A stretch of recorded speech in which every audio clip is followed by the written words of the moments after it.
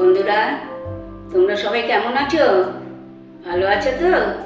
আজকে আমি বানিয়ে ফেলবো বিয়েবাড়ির স্টাইলে মটন কষা।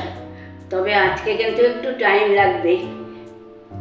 এটা আমি 1 ঘন্টা কিছুটা মশলা মাখিয়ে রেখে দেবো, সেটা তোমাদের দেখাবো।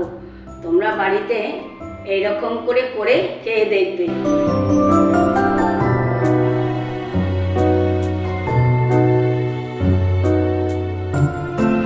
এই দেখো, আমি 750 মটন নিয়েছি।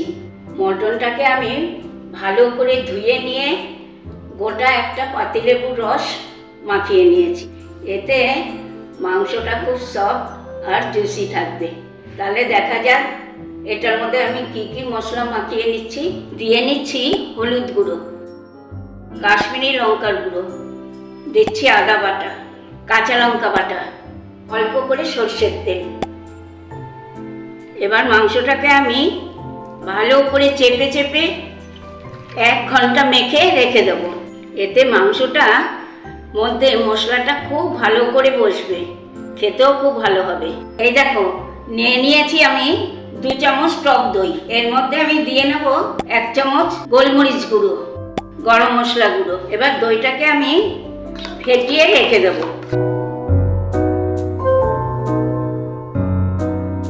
কড়াতে আমি পরিমাণ মতন সর্ষের তেল দিয়ে বসিয়ে দিয়েছি। তেলও আমার গরম হয়ে গিয়েছে। দিয়ে নেব 2 তেজপাতা। এবার দেব আমি কিছুটা থেতো করা রসুন। রসুনটা একটু হালকা ভেজে নিয়ে পেঁয়াজগুলো আমি দিয়ে দেব। এবার দিয়ে দেব আমার কেটে রাখা পেঁয়াজ কুচি।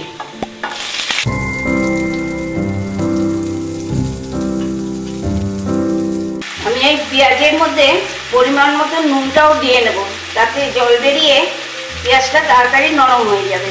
পেঁয়াজ আমার ভাজা হয়ে গিয়েছে। এবার আমি ঘষে রাখা টমেটোটা দিয়ে নেব।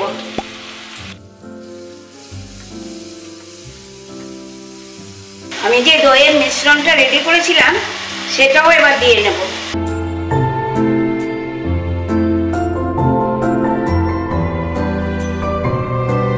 স্বাদ আর রং আনার জন্য এবার আমি 2 চামচ লাল লঙ্কার গুঁড়ো দিয়ে নেব। এবার আমি ম্যারিনেট করা মাংসগুলো দিয়ে নেব। আমি প্রায় 1.5 ঘন্টা আমি ম্যারিনেট করে রেখে দিয়েছিলাম।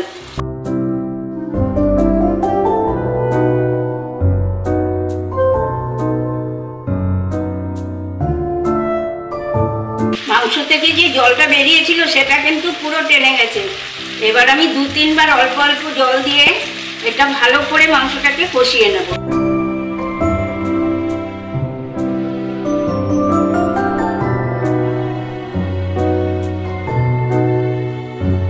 এবার আমি একটু চিলি ফ্লেক্স দিয়ে নেব।